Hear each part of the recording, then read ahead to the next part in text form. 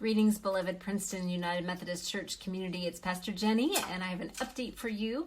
I'm reading scripture today from 1 Peter chapter 2, verses 9 and 10. But you are a chosen race, a royal priesthood, a holy nation, God's own people, in order that you may proclaim the mighty acts of him who called you out of darkness into his marvelous light. Once you were not a people, but now you are God's people. Once you had not received mercy, but now you have received mercy. This is the word of life. Thanks be to God. So friends, we have been, first, thank you all very much for praying for me last week in the midst of my journey to Phoenix and to lead the memorial service that I led. It was such a beautiful time, not to be taken for granted, that I got to be in a communal space to grieve and to be with people who connected in deep ways with the same person that I did. And so thank you for the space to do that and for your prayers for me too. As we look at this scripture passage, I want us to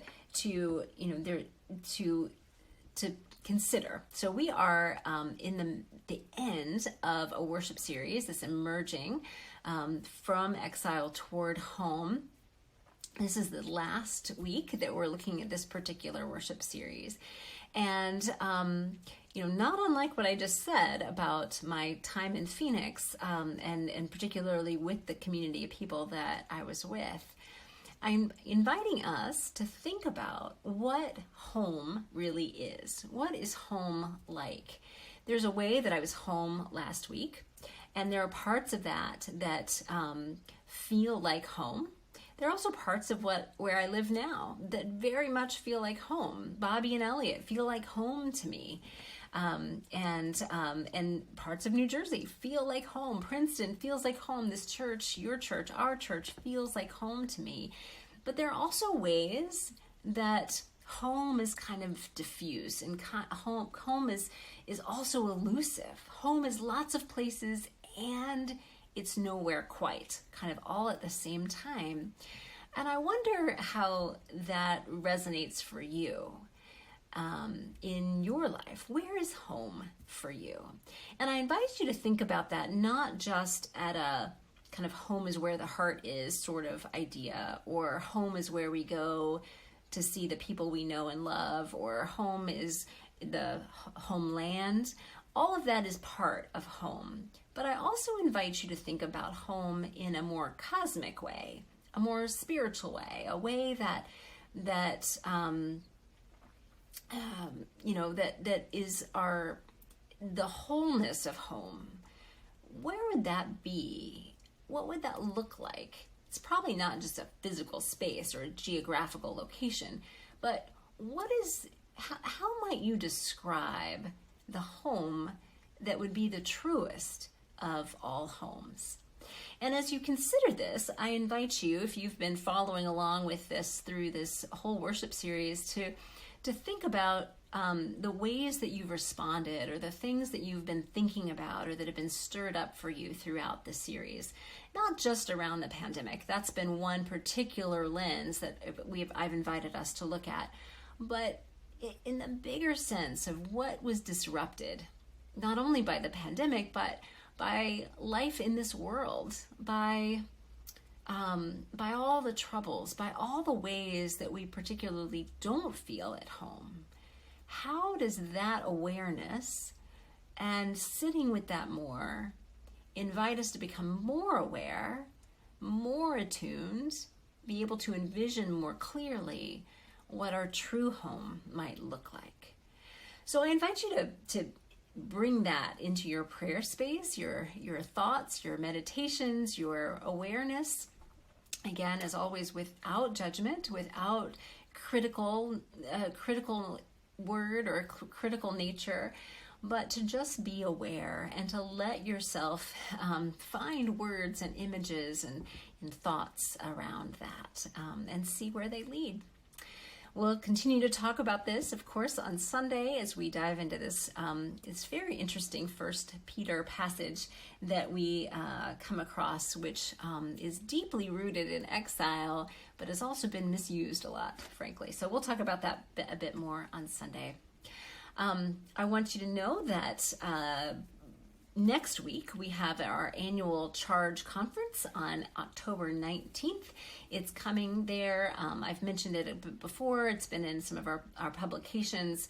Only church council members have vote, but all of you who are professing members at the church, or well, all of you have voice at all, and so you're welcome to come and be part of it. This is where we talk about celebrations that God has been working, ways that God has been working in our church over the past year. We look ahead to where God is leading us.